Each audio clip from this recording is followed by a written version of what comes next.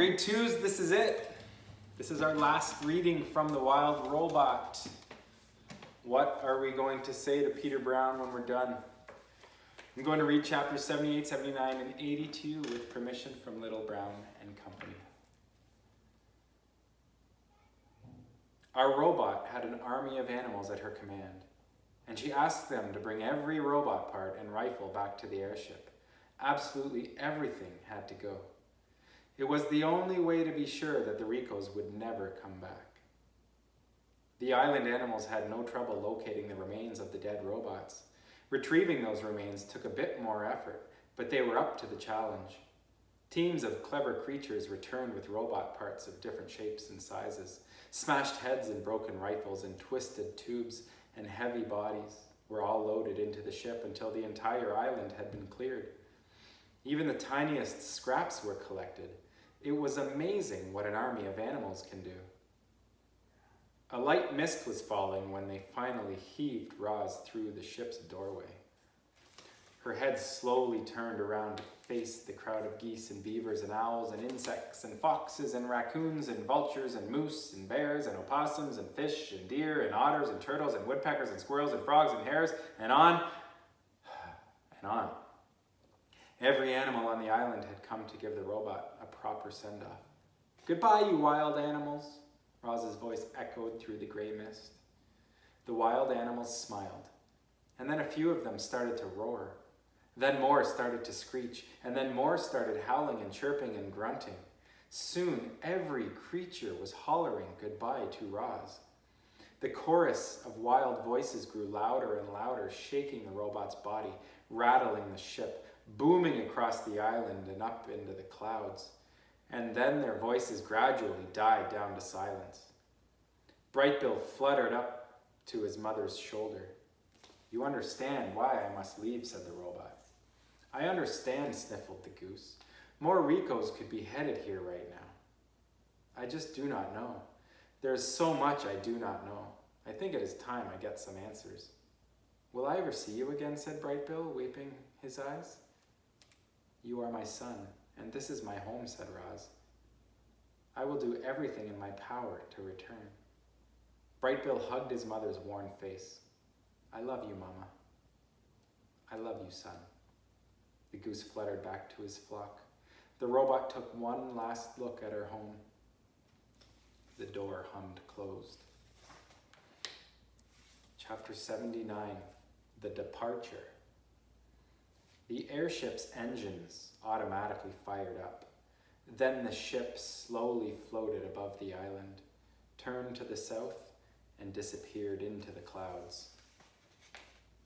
Chapter 80. That was a really short chapter. That is the whole chapter.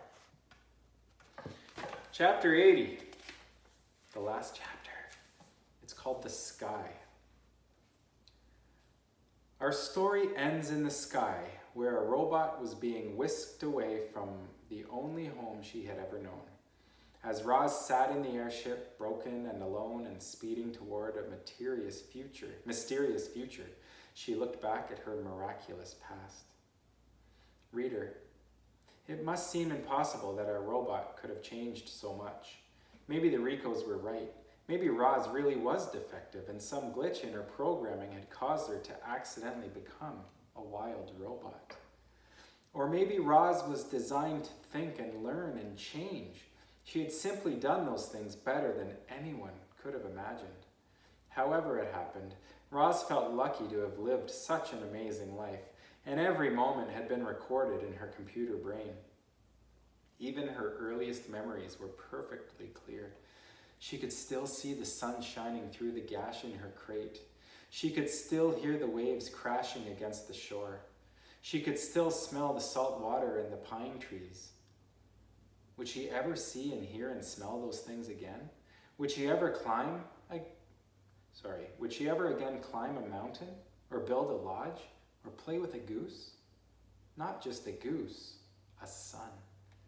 Brightbill had been Roz's son from the moment she picked up his egg. She had saved him from certain death, and then he had saved her. He was the reason Roz had lived so well for so long.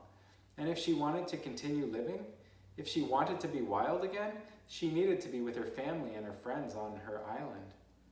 So as Roz raced through the sky, she began computing a plan. She would get the repairs she needed.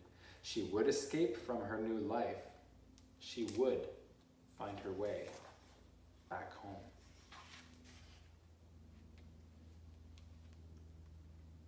That's the end of the story.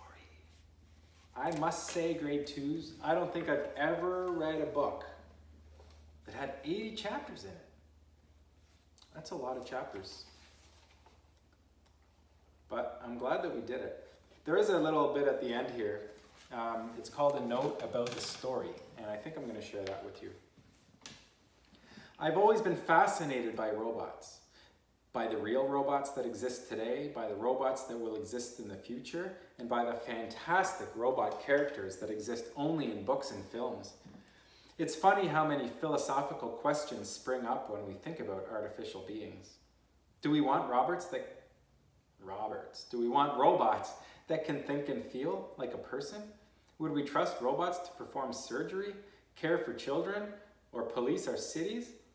In a world where robots did all the work, how would we humans spend our time? I'm also fascinated by the natural world. I grew up exploring the fields and streams and forests near my home, and I learned a lot about the local wildlife. I knew that deer were most active at dawn and dusk. I watched squirrels methodically collecting and storing acorns.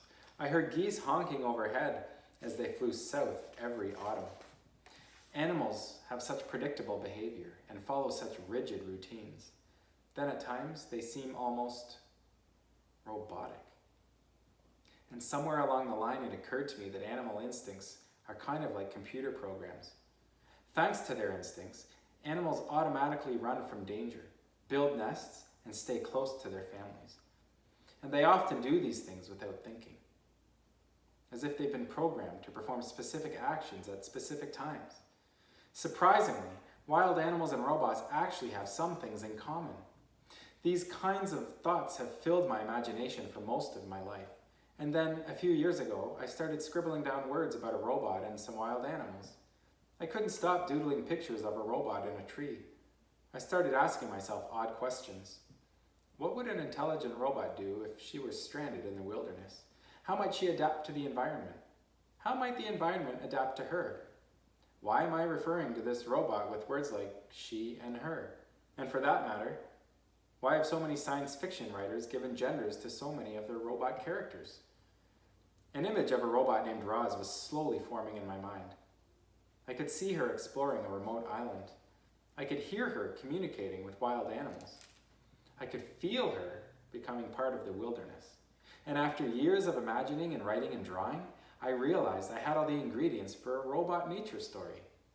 So I drove out to a cabin in the woods, opened up a fresh notebook, and began working on The Wild Robot. That's it. We're done. Grade 2s, I think that for the last week of school, since we're finished The Wild Robot, I might just read to you some stories that I have at my house, okay? The ones that I'd like to share with you. So hopefully you'll come back and tune in, and we'll see you then. Hope you're all well.